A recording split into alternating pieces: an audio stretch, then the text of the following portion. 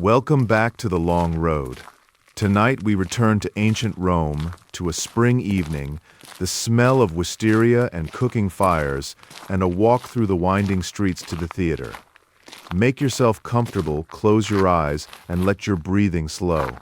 There is nowhere you need to be tonight but here. This evening you are walking from the Janiculum hill down through Trastevere, across Tiber Island, and through the southern Campus Martius, 3 kilometers through the warm spring dusk to the Theatre of Pompey. A friend has saved you a seat. They are performing the Miles Gloriosus tonight, a comedy by Plautus, 300 years old and still drawing crowds. If you enjoy these walks, please like and subscribe so you don't miss the next one. Now, let the evening come to you. You are stepping out into the spring light on the Janiculum hill, and the western sky behind you is turning gold. You step outside into a spring evening on the Janiculum hill, and the western sky is gold. The color is deep and warm, the kind that only comes in late April, when the air has lost the last of winter and holds the sun's heat like a cupped hand. The city is spread below you, and every surface that faces west is glowing. The marble temples on the distant hills are lit with that horizontal light that makes stone look like skin. The Capitoline, the Palatine, the ridge of the Aventine, each one catching the last full hour of sun. Below them, the rooftops of the city are a warm terracotta, thousands upon thousands of clay tiles darkening toward orange in the low light. You are going to the theater tonight. A friend has saved you a seat at the Theatre of Pompey across the river, in the Campus Martius. They are performing the Miles Gloriosus, the Braggart Soldier, a comedy by Plautus that is more than 300 years old and still fills every seat in the house. There is no hurry. The play begins at dusk, and dusk is still some time away. You have a walk of perhaps 3,000 paces down through Trastevere, across the island, and north through the Campus Martius. It is the kind of walk that suits a spring evening, the kind of walk where you let the city come to you. You descend the stairs of your insula, 4 flights of worn travertine, each step hollowed slightly in the center by years of feet. The stairwell is cool and dim. A cat watches you from the second-floor landing, its eyes green in the shadow, and does not move as you pass. At the ground floor, the bakery is still working. The pistor is doing his second baking of the day, the evening loaves for the neighborhood. The heat from the oven reaches you through the open doorway, and with it the smell of bread just minutes from being done, wheat and warmth, and the faint sweetness of the crust beginning to color. The baker's apprentice is sliding loaves onto a wooden peel, working quickly but without urgency. He has done this 1,000 times. The oven's mouth glows behind him, orange and flickering, and the flour on his arms is golden in that light. He nods to you as you pass. You nod back. Outside, the lane is narrow and warm. The buildings on either side are 4 and 5 stories tall, their walls painted in red and yellow ochre at the base, fading to a soft cream above. The paint is old in places, peeling where the plaster has cracked, but the colors are still rich in this light. Every imperfection is kind at this hour. Trastevere at the end of the working day. The workshops are closing. A carpenter is stacking boards against his door frame. A fuller is draping newly washed cloth over a wooden rack to catch the last of the air, the rhythms of labor easing into the rhythms of evening, which are slower and more generous. People are emerging from their rooms and their workshops to stand in the street, to sit on stone benches, to talk.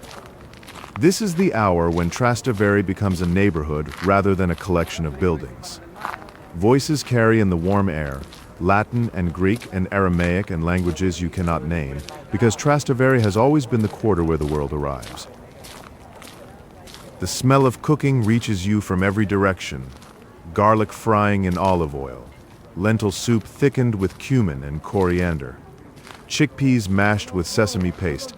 The neighborhood cooks in the open on small braziers set in doorways, and the combined fragrance drifts through the lanes like something living.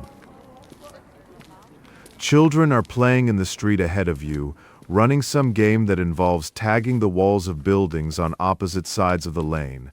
Their bare feet slap on the paving stones. Their laughter is high and bright and carries up between the buildings to scatter among the roof tiles.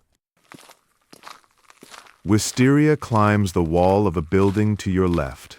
The vine is old and thick, its trunk twisted like rope, and the flowers hang in heavy clusters of purple and white.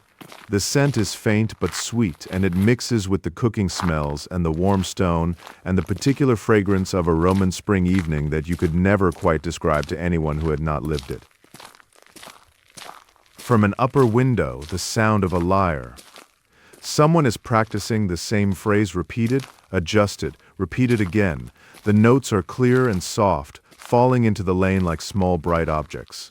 The melody is Greek, something you half recognize, and the player is good but not yet sure of the fingering.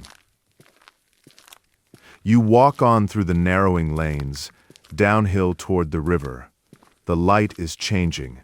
The gold has deepened to amber, and the shadows in the street are longer now, reaching from wall to wall. The day is not ending, not yet, but it is beginning to think about it. A thermopolium on the corner is doing good business. The owner stands behind his stone counter with its sunken clay pots, ladling soup into bowls. A group of men lean against the wall beside it, eating standing up. Their faces ruddy in the lamplight. One of them tells a story. The others listen, chewing, nodding. The story must be good because they stop eating to hear the end of it. A woman leans from a third-floor window and lowers a basket on a rope to the street below. A boy waiting there places something in the basket, bread perhaps, or a jar of oil, and she hauls it back up. The rope creaks against the window ledge. It is a small domestic transaction, unremarkable, the kind of moment that happens 100 times a day in Trastevere and is never recorded anywhere. The lane opens into a small piazza where a stone fountain stands. Water trickles from a lead pipe into a basin green with moss. Two women fill clay jugs, talking quietly. A donkey is tethered to a post, its head low, its eyes half closed. The last light catches the water as it falls, and each drop flashes gold for an instant before it disappears into the basin. The river comes into view between two buildings. A glimpse of dark water moving slowly under the sky. The Tiber. It is not a beautiful river by any measure. It is brown and heavy and carries the silt of 100 tributaries. But in this light, at this hour, the surface catches the amber sky and holds it, and for a moment the water looks like molten bronze. You reach the Pons Cestius, the bridge that crosses to Tiber Island from the Trastevere side. It is built of stone and travertine, a single arch spanning the western channel of the river. The stone is warm under your hand as you rest it on the parapet and look down at the water sliding beneath you. The current is slow tonight.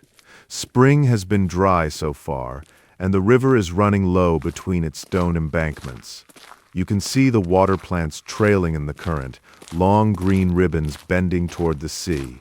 A heron stands in the shallows downstream, perfectly still, watching for fish with impatience that borders on philosophy. You cross the bridge. Your footsteps sound different on the stone, a harder, flatter note than the paving of the streets.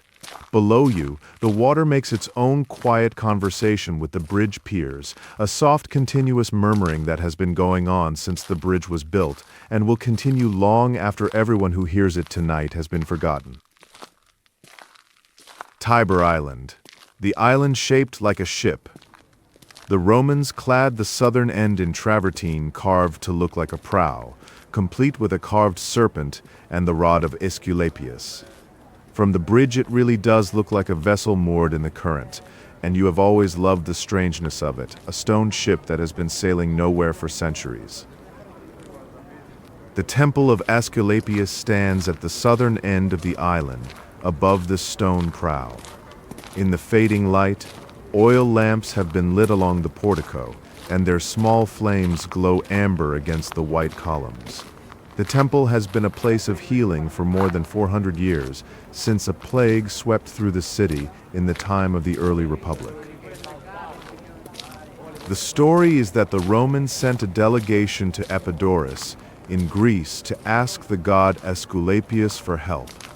When the ship returned to Rome, a sacred serpent slithered from the vessel and swam to this island. Where the serpent landed, the temple was built. That was 291 years before the Common Era. The serpent chose the place. The Romans simply obeyed. You can see the sick resting in the porticoes. They lie on pallets and reed mats beneath the columns, wrapped in blankets despite the warm evening. Some are sleeping, some are staring at the ceiling. A few are talking quietly to one another in the way that people do in hospitals, soft voices, careful words. The conversation of those who are waiting for something they cannot control. The practice here is called incubatio, ritual sleep. The sick come to the temple and sleep in the porticos, and in their dreams the god Aesculapius visits them. He tells them what is wrong. He tells them what will cure them. Whether it works is a question you have never been able to answer, but the people keep coming, year after year, century after century, and there is something in that. A priest moves among the sleepers, adjusting a blanket here, placing a hand on a forehead there. His robe is white and his movements are slow and deliberate. Behind him, in the shadows between the columns, you catch the glint of something moving low to the ground, one of the sacred snakes.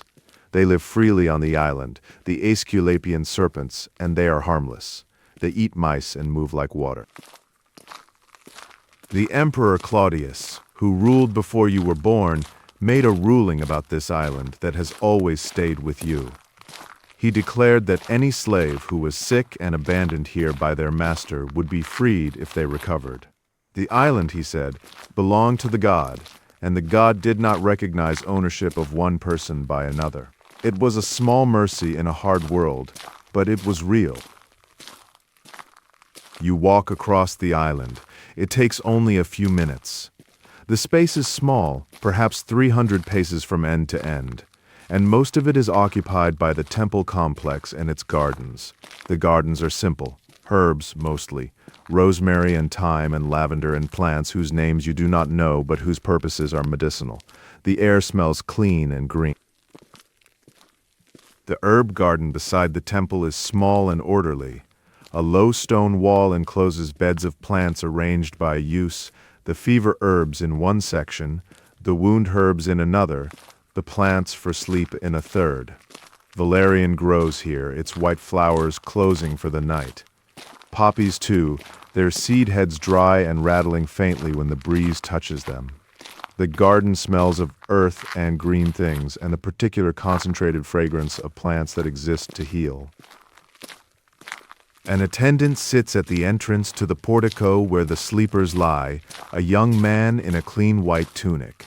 He is reading by lamplight a scroll held close to his face, the text small and dense, medical texts perhaps, or philosophy, or poetry. The sick sleep behind him, and he reads and the lamps burn, and the river moves past on both sides of the island, and everything is quiet and steady and held. You linger a moment on the island, watching the river. The Tiber is dark now, the last of the sky color gone from its surface. It moves in silence, or what seems like silence, though if you listen closely, you can hear the water against the stone embankment, a soft, persistent lapping, like a tongue tasting the edge of something. The river is patient. It has been tasting this stone since before the city was built. The light is fading faster now. The sky to the west has shifted from amber to a deep rose, and the first blue of evening is creeping in from the east. The river on either side of the island is darker than before, the reflections on its surface broken and scattered. A small boat passes beneath the eastern bridge. its oars dipping quietly, carrying something downstream toward Ostia.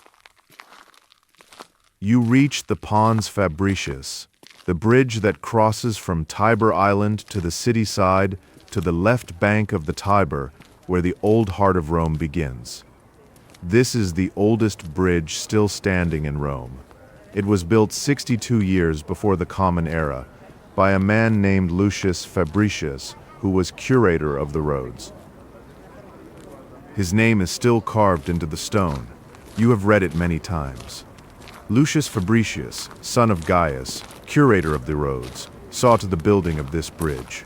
The inscription is cut deep and clear, and it has survived nearly 200 years of weather and floods and the weight of 1 million crossings. The stone remembers what the living forget.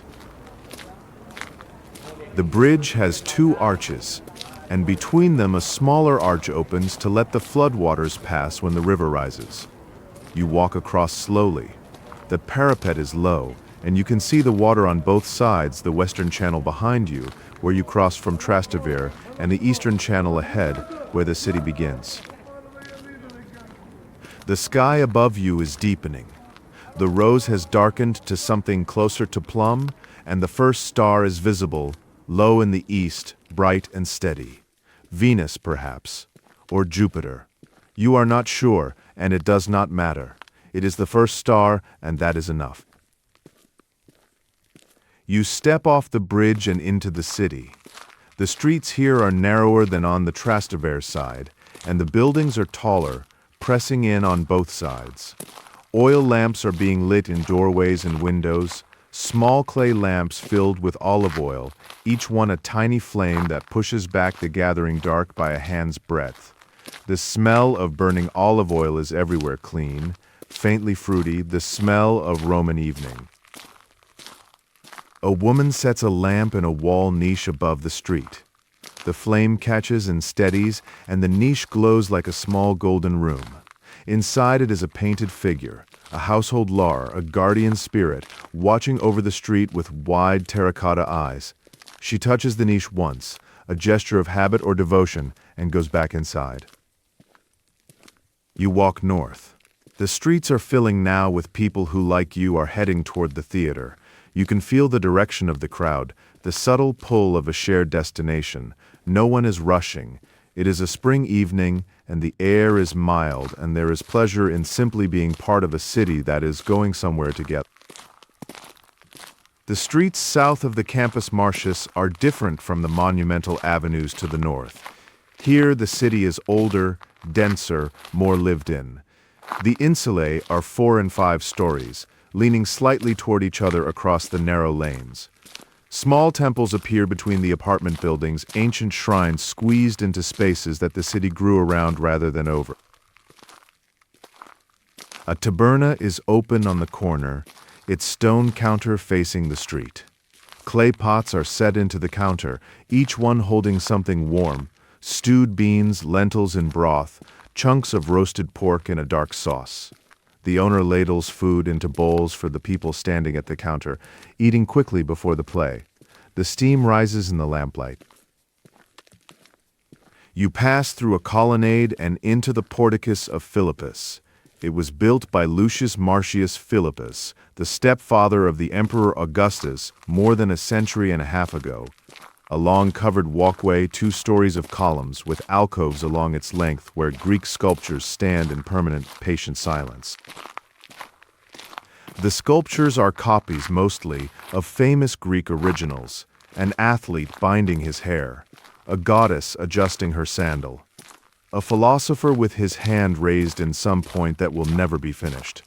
The marble is cool and pale in the lamplight, and the figures have that quality that the best Greek sculpture has of being caught between one moment and the next, forever about to move. It is quieter here, under the portico. The columns filter the noise of the street into something softer, and your footsteps echo gently on the stone floor. A few people are walking ahead of you, their shadows long and wavering in the lamplight. The air smells of stone and dust and the faint sweetness of the oil lamps burning in their wall brackets. At the end of the portico, you come to the temple of Hercules Musarum. Hercules of the Muses.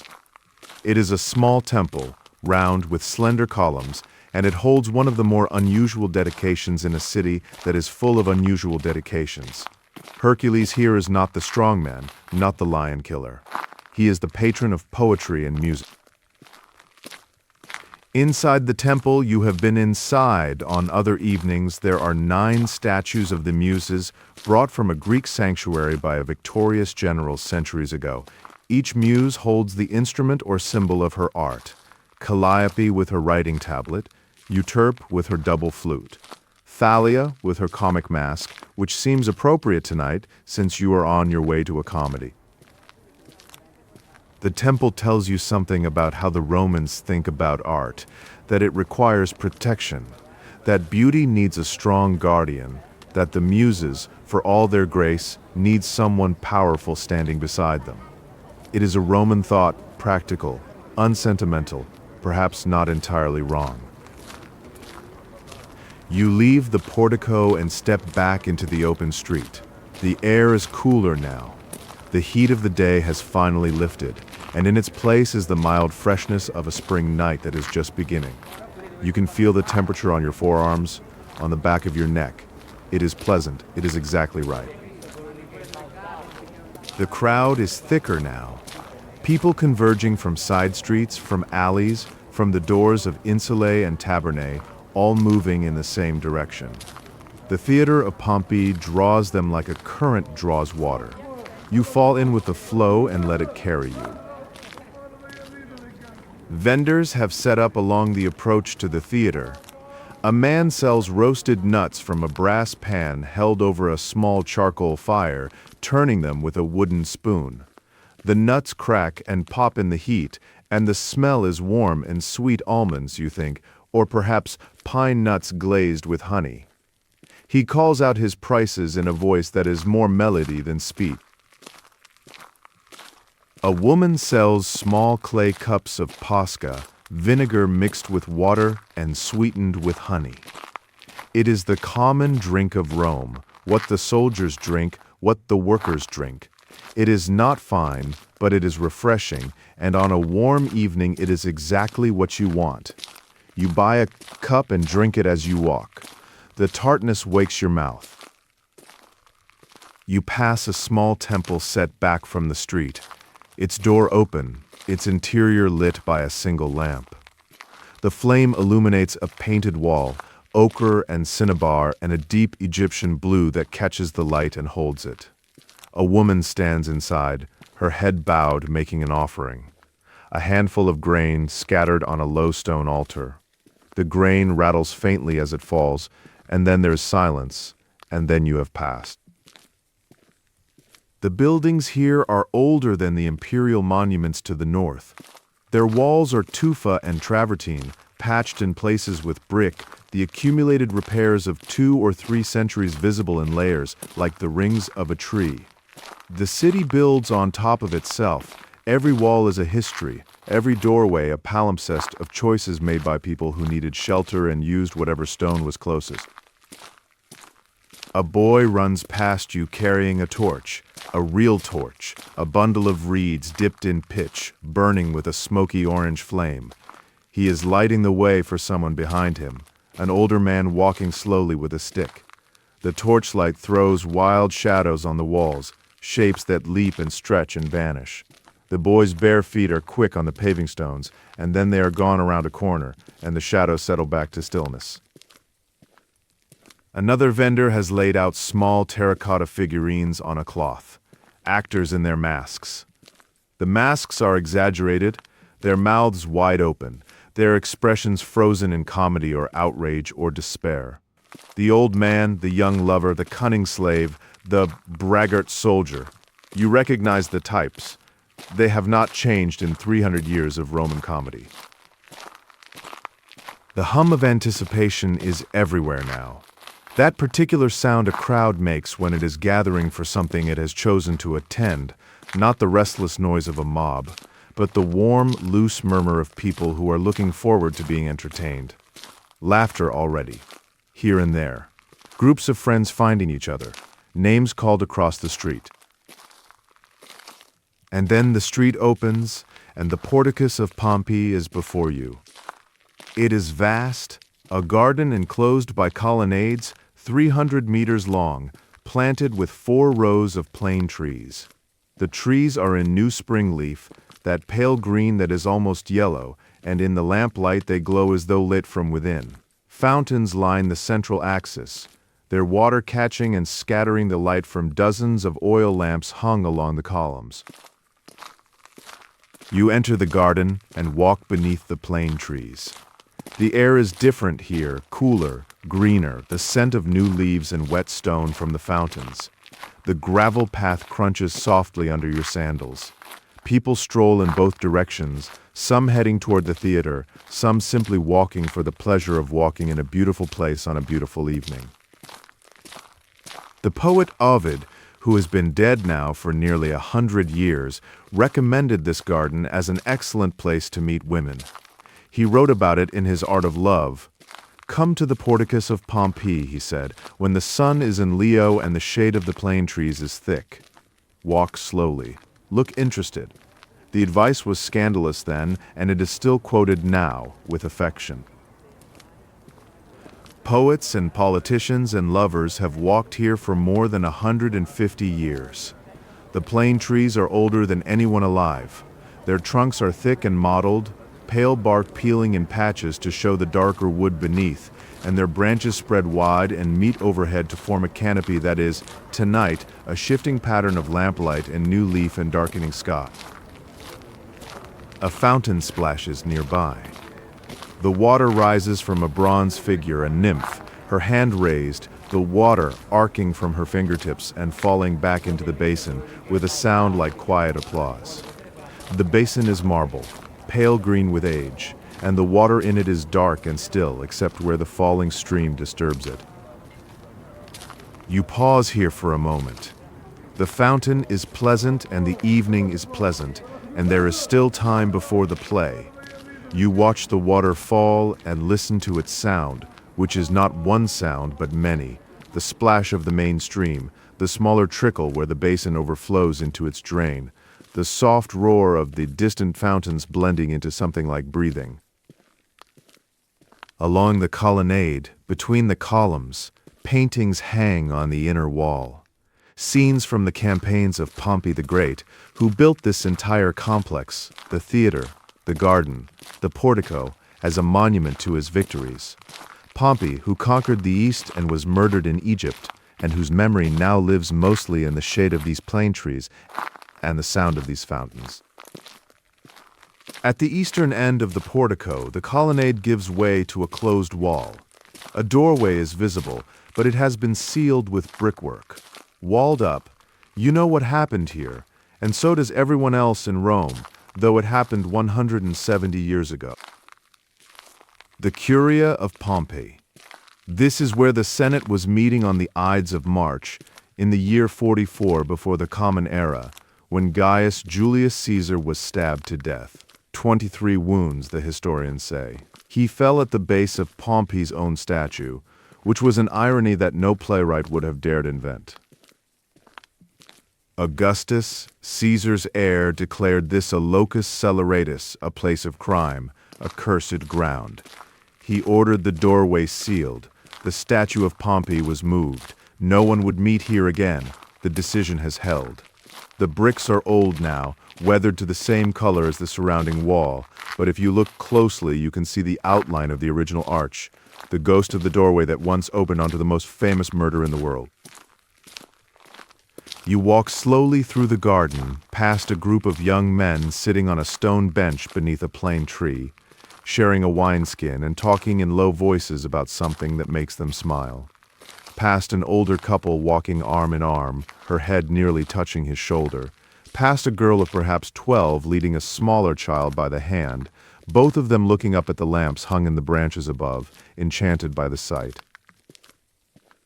The porticus of Pompey on a spring evening is one of the places where Rome remembers that it is not only an empire but also a city, a place where people live and walk and fall in love and grow old and eat roasted nuts and listen to fountains. The monuments are elsewhere, on the hills behind walls. Here there are only plain trees and water, and the soft crunch of gravel underfoot. You stand for a moment before the sealed wall. The bricks are silent. The evening moves on around you, people passing, fountains splashing, the murmur of a city going about its pleasures. What happened here is old now, old enough to be history rather than memory. But the wall is still sealed, and the ground is still cursed, and no one lingers here for long. You turn away and walk toward the theater. The mood shifts as you move. The sealed curia is behind you, and ahead is light and noise and the warm bustle of 17,000 people gathering for entertainment. The past recedes. The present opens. The Theatre of Pompey rises before you. It is enormous. The cavea, the great curving bowl of the seating, sweeps upward from the stage to a height of perhaps 40 meters, its stone tiers rising like the inside of a vast shell. It was the first permanent stone theater in Rome, and when Pompey built it, in the year 55 before the Common Era, it changed the city. Before Pompey, the Senate had resisted permanent theaters for generations. They believed that a permanent place of entertainment would corrupt the people, make them soft, give them expectations. Temporary wooden stages were erected and torn down after each festival. Pompey found a way around the objection that was both clever and completely transparent. He placed a temple to Venus Victrix, Venus the Victorious, at the very top of the seating. The rows of seats, he claimed, were not seats at all. They were merely steps leading up to the temple. The entire structure was technically a religious monument, not a place of entertainment. No one was fooled. Everyone was delighted. You can see the temple now, high above the uppermost tier of seats, its small columns catching the last light in the sky. Venus Victrix looking down over 17,000 seats that are not seats, in a theater that is not a theater. The Romans have always had a gift for legal fictions. The Scene Frons. The stage building faces you as you approach. It is 3 stories of columns, marble on the lower levels, gilded wood above. Statues stand in niches between the columns. Painted panels fill the spaces above the doorways. The whole structure is a wall of decoration, designed to be both the backdrop for every play and a statement of wealth so overwhelming that it needs no explanation. The 3 doorways of the stage building are the entrances the actors will use. The large central door, the Porta Regia, is where the main characters enter. The 2 smaller doors on either side bring on secondary characters. This arrangement is ancient, older than Rome itself, borrowed from the Greeks, who borrowed it from someone else. No one remembers the first person who decided that a stage needed 3 doors. You join the crowd moving through the vomitoria, the wide arched passageways that lead into the seating bowl. The name sounds violent, but simply means exits, or more precisely, the places where the building spews out its audience. The passages are tall and cool, the stone arching above you, and the sound of the crowd echoes and amplifies in the enclosed space. You emerge into the open air of the cavea, and the theater unfolds before you. It is immense. The stone tiers curve away from you in both directions, sweeping down to the orchestra, the flat semicircle at the base where the senators sit, and up to the Temple of Venus at the summit. The seats are already filling, thousands of people settling into place, arranging their togas, greeting neighbors, unwrapping food they have brought or bought from the vendors outside. The seating is ordered by rank, as it always is. The senators in the orchestra, closest to the stage in wide seats with cushions. The equestrians, the wealthy businessmen in the first 14 rows above them, marked off by a low wall. Then the ordinary citizens in the broad middle section where you're heading. Women and slaves sit at the very top, closest to the sky. Admission is free. It is always free. The cost of the performance, the actors, the costumes, the musicians, the maintenance of this vast building is paid by the editor, the magistrate who sponsors the games. His name is posted at every entrance, and his generosity will be remembered or forgotten based on the quality of what he provides. It is politics dressed as entertainment, or entertainment dressed as politics. In Rome, the distinction has never been entirely clear. You climb the stone steps, moving upward through the tiers, looking for your friend. The seats are stone, worn smooth by decades of use, each one slightly concave where countless bodies have sat. The stone is still warm from the day's sun. You can feel it through your tunic as you sit down briefly to scan the crowd. You see a hand raised, a face you know. Your friend, about halfway up on the left side of the cavea, near one of the stairways.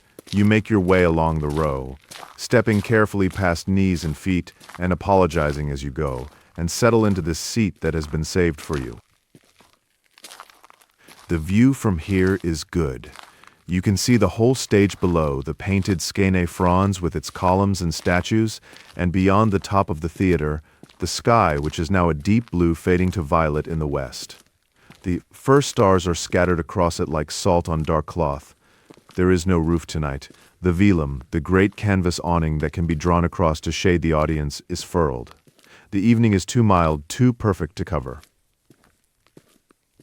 Your friend has brought wine, not good wine, not bad wine, the ordinary wine of an ordinary evening, mixed with water in the proper Roman proportion. He pours you a cup from a small clay jug. The wine is cool and slightly sharp.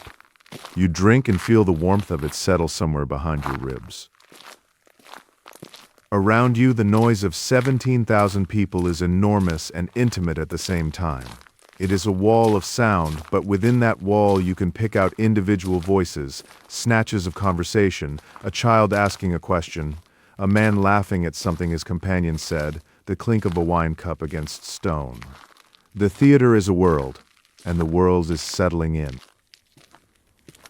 A vendor climbs the aisle to your left, carrying a wooden tray hung from a strap around his neck. He sells small sausages, grilled and glistening, and cups of honeyed wine heated over charcoal. The smell of the sausages drifts across the seats, pork and fennel and garlic, the honest food of the Roman evening. Several hands go up, and coins change hands. Below you in the orchestra, the senators are arranged in their wide chairs. You can see the broad purple stripes on their togas. They talk among themselves with the practiced ease of men who are always being watched. Even at the theater, even at a comedy, they are performing. It is what power looks like when it is not doing anything in particular. You think about Plautus, Titus Maxius Plautus. He has been dead for more than 300 years. And yet tonight his words will fill this theater, will make 17,000 people laugh. He was not a nobleman or a scholar. He was a man of the theater, an actor, a stagehand, a writer. He is said to have worked in a mill at one point, grinding flour when the money ran out. His Latin is old-fashioned by today's standards. Earthy, fast, full of puns and wordplay and rhythms borrowed from the street. He adapted Greek plots for Roman crowds, took the clever structures of Menander and Philemon and dressed them in Roman clothes, filled them with Roman jokes, gave them the energy of a city that was still young and rough and hungry for laughter. The Miles Gloriosus, the braggart soldier, the title character is Pergopolinices, even his name is a joke, a pile of Greek syllables meaning something like Tower City Conqueror. He is a soldier who believes he is irresistible to women, invincible in battle, and the most important man in any room. He is, of course, none of these things. His slave Paloestrio is the real hero, the clever servant who outsmarts his master, who constructs elaborate deceptions and watches them unfold with quiet satisfaction. The clever slave is the heart of Roman comedy. He is smarter than everyone on stage and has no power at all. The audience loves him because everyone knows what it is like to be the cleverest person in a room where someone else is in charge. The comedy is 3 centuries old and still funny. It is still funny because braggarts are eternal. Every generation produces men who believe their own stories, who confuse noise with strength, who need to be taken down by someone cleverer and quieter. The play endures because the type endures. Plautus understood that. A ripple passes through the crowd. Something is happening on stage. The musicians have taken their places in the orchestra. 2 flute players and a man with a small drum. They begin to play, and the scattered conversations of 17,000 people start to soften, like a wave pulling back from shore. The prologue actor steps through the central doorway of the Scene Franz. He wears no mask yet. This is the prologue, a direct address, face to face. He walks to the front of the stage and raises his hand. The theater does not fall silent. A Roman theater never falls entirely silent, but the noise drops to a murmur and then to something less than a murmur, and his voice rises into the space. He speaks the words Plautus wrote 300 years ago, and they land as freshly as if they were composed this morning. He addresses the audience directly, as Plautus always does. "Sit down," he says. "Pay attention." He asks the old men to keep their coughing to a minimum. He asks the nurses to take the crying babies home. The crowd laughs. They always laugh at this part. He tells the audience the plot. This is the Roman way. No surprises, no mystery. The pleasure is not in finding out what happens. The pleasure is in watching it happen, in seeing how the actors fill out the familiar story, how the jokes land, how the timing works. The play is a song everyone already knows, and the joy is in the singing of it. The prologue exits, and the play begins. Purga Polynices strides through the central doorway, and the theater erupts. His mask is enormous, a gaping mouth, wild eyes, a helmet that adds another foot to his height. His padded costume makes him twice the width of a normal man. Everything about him is exaggerated, inflated, absurd. He opens his mouth and begins to boast, and the boasts are so extravagant, so perfectly outrageous, that the laughter begins before he finishes his first sentence. Palaestrio follows the clever slave. His mask is different, sharper, the eyebrows raised in permanent skepticism. He watches his master boast and says nothing, or nearly nothing. A word here, a word there, each one perfectly placed. The audience catches the double meanings before the soldier does. They always do. That is the pleasure of it. The actors' voices carry across the stone with a clarity that still surprises you, even though you have been here before. The cavea is shaped to amplify sound, the curve of the seats, the hard stone surfaces, the open sky above all combine to carry a voice from the stage to the highest tier with barely any loss. It is engineering in the service of pleasure. The plot unfolds with the satisfying inevitability of a well-told joke. The braggart soldier has stolen a young woman from her lover. Palaestrio devises a scheme to free her, a scheme involving a beautiful woman next door, a fake tunnel through a shared wall, mistaken identities, and the soldier's own vanity. Every step of the deception relies on the simple fact that the soldier will believe any flattery, no matter how absurd. Laughter rolls through the cavea like weather. It comes in waves. A joke lands. The front rows catch it first, then the middle, then the top. A ripple of sound that takes perhaps 2 heartbeats to cross the whole theater. Sometimes the laughter is sharp and sudden. Sometimes it builds slowly, a growing recognition. Your friend beside you is laughing. You are laughing too. The flute players accompany the dialogue, their music weaving beneath the words, light and quick during the comic scenes, slower and more plaintive when the young lovers appear. The music is not background. It is part of the text, part of the rhythm. Roman comedy is closer to musical theater than to spoken drama. The words and the music are one thing. The audience knows every trick the play will use, and they love it anyway. The old man who is too strict.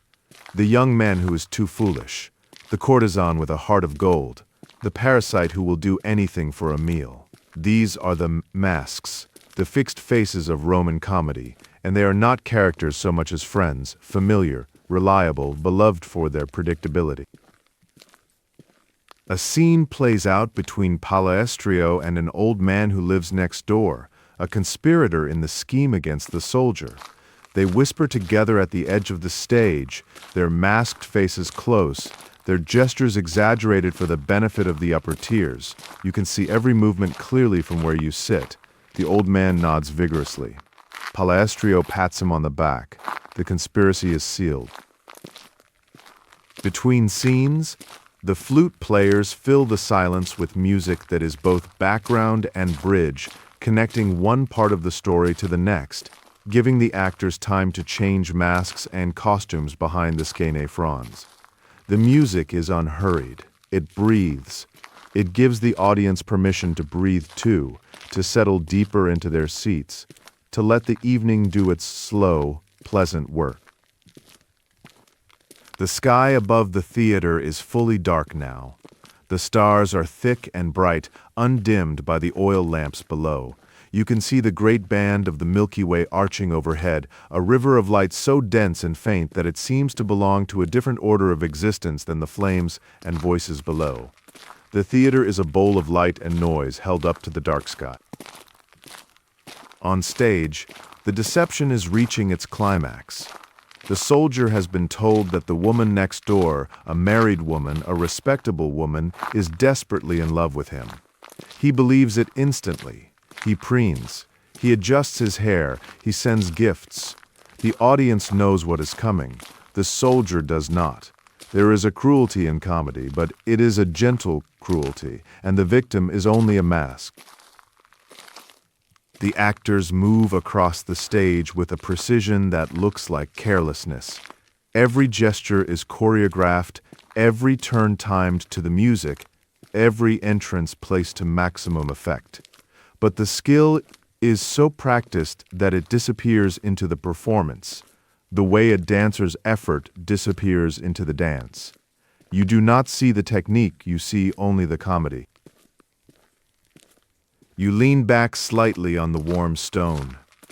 The seat has held the day's sun, and the warmth radiates through your clothes and into your back and legs. It is deeply comfortable, the kind of warmth that is not hot, just present, just enough. Your body is pleased to be sitting after the walk from the Janiculum. The play continues, but your attention has begun to soften. Not to wander, to soften. The words from the stage reach you clearly, but you are no longer following every line. You are hearing the rhythm of them instead, the rise and fall of the actors' voices, the musical pattern of Latin spoken at performance pitch. It becomes a kind of song. The laughter of the crowd has become part of the evening now, not a series of separate eruptions, but a continuous texture like the sound of the sea. It rises and falls with its own rhythm. You are held within it. You are part of it. 17,000 people breathing and laughing together, and the sound of that togetherness is warm and steady and old. The flutes play on. Their sound is thin and sweet, like a thread of silver running through the heavier sounds of voices and laughter. The melody is simple, repetitive, built on phrases that circle back on themselves. It does not demand your attention. It simply accompanies you, the way a stream accompanies a path. The spring air moves across the open theater. It is cool now, not cold, the temperature of a perfect evening, the temperature at which the body neither shivers nor sweats but simply exists, comfortable in its own skin. The air carries the scent of the plane trees from the garden below, and the faint sweetness of the oil lamps, and something else, the particular smell of a crowd, which is warmth and wool, and the last traces of the day's perfume.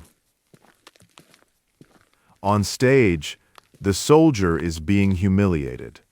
The deception has worked perfectly. He has been caught in the house of the woman he believed loved him, and her husband's slaves are threatening to beat him. The audience laughs, But the laughter is gentler now. Even comedy winds down. Even ridicule softens as the evening deepens. Your eyes drift upward, past the stage, past the skene fronds, to the sky. The stars are very bright. They have the clarity that comes only on clear spring nights, when the air is washed clean and the atmosphere is thin and still. You find a constellation you know, the Great Bear, turning slowly around the pole, and you watch it for a while. The same stars were above this place when Pompey built the theater. The same stars were above the city when the Republic fell and the Empire began. They were above the island when the sacred serpent swam ashore. They do not care about theaters, or soldiers, or clever slaves. They simply shine. There is comfort in that. There has always been comfort in that. The stone seat beneath you is still warm. Not as warm as before. The sun's heat is slowly leaving, the way a long breath slowly leaves the body. But there is enough warmth left to hold you, to make the seat feel less like stone and more like something that was made for resting. Your friend beside you is still watching the stage, but even his attention has settled into something looser, more restful. The wine is finished. The evening is deep. The play is winding toward its ending, the way all comedies wind toward their endings, with forgiveness and reunion, and the sense that the world, for all its foolishness, is fundamentally kind.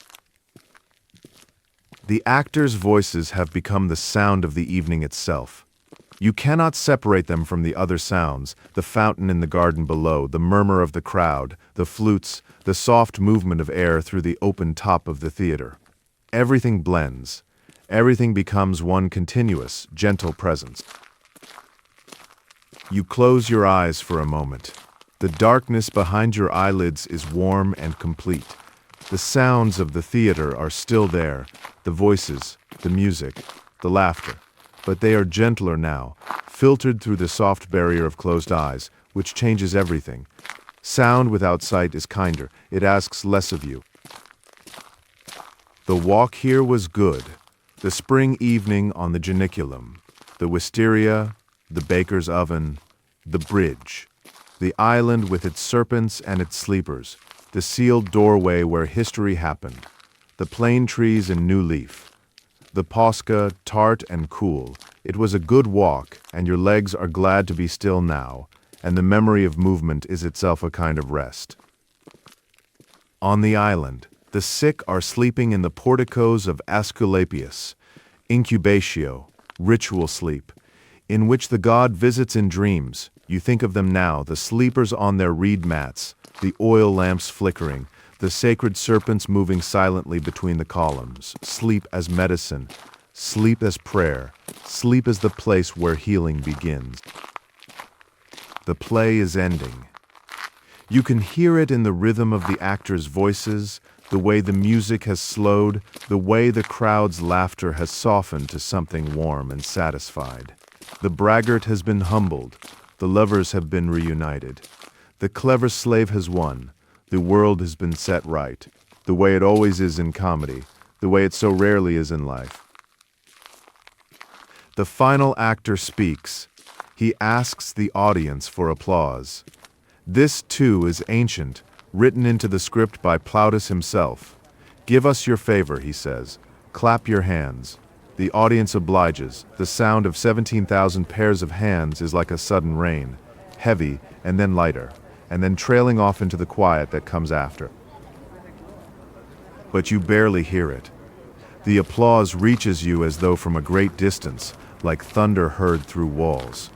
Your eyes are still closed, your body is heavy and warm on the stone seat. The evening has done its work on you, the walking, the wine, the laughter, the warm spring air, and you are sinking now, gently and willingly, into something deeper than attention. The crowd begins to stir. You can feel the movement around you, people standing, stretching, gathering their things. But the movement is slow and the sound of it is gentle, and you do not need to move yet. Your friend is beside you, and the night is young, and the seat is warm, and there is nowhere you need to be. The voices around you become a kind of river. They flow past without requiring anything of you. Words you cannot quite catch, laughter that has no source, the shuffle of sandals on stone, the sounds of a city that is alive and content and settling into its night. The walk home will happen later, or it will not happen at all. Perhaps your friend will guide you through the quiet streets. Perhaps you will sleep here a while longer on the warm stone under the stars. It does not matter. The night has no demands. The city asks nothing of you now. The oil lamps are going out, one by one, as the olive oil burns down and the wicks gutter and fail. Each small flame disappears, and the darkness takes its place with a softness that is almost tender. The world narrows gently, from lamplight to starlight, from seeing to hearing, from hearing to the quiet rhythm of your own breath. The fountain in the garden below is still running. You can hear it beneath the voices, that steady, patient sound of water falling into water. It was running before the play began. It will run after the last person leaves. It runs through the night, through the silence, through the hours when no one listens. The fountain does not need an audience. The stars turn slowly above the open theater. The Great Bear swings around the pole. The Milky Way stretches from horizon to horizon, so vast and faint that it seems less like light and more like a memory of light, something that was once bright and has been softened by distance into a whisper. The oil lamps along the colonnade are burning lower now. Their flames have settled from bright flicker to a steady, quiet glow, the color of amber, the color of the sky an hour ago. The light they cast is small and warm and close, and the darkness around them is not frightening but gentle, the way darkness is gentle when it comes slowly and with permission. The theater is emptying, but slowly. People linger in the aisles, in the passages, in the garden below. The plane trees are dark shapes now, their spring leaves invisible against the sky, but you can hear the faint rustle of a breeze moving through them. The sound is like paper being turned, page after page, in a book that has no ending. Somewhere, far away, a lyre is playing. Not the practicing you heard earlier in Trastevere, this is different. Someone playing for pleasure or for no one, or for the night itself. The notes are slow and widely spaced, each one given room to exist on its own before the next one arrives.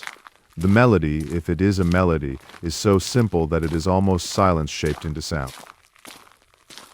Your breathing has slowed. You can feel it. The long, easy rhythm of breath moving in and out, unhurried, unforced. Your chest rises and falls. The warm stone holds you. The night air touches your face.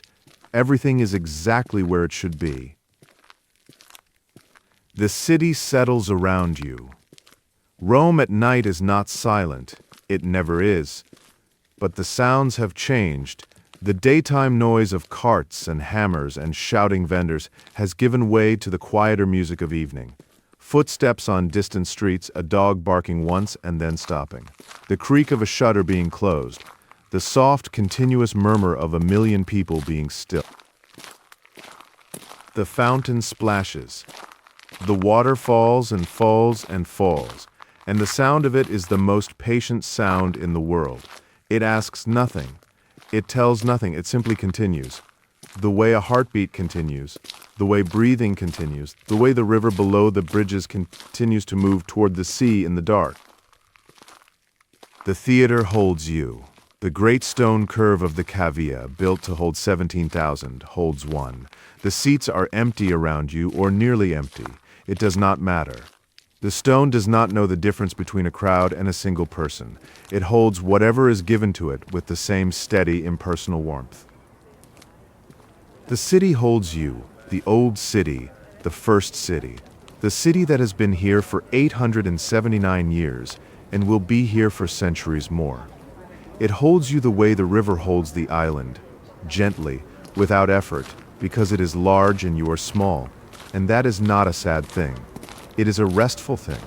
It is the most restful thing in the world. The spring night is warm and still.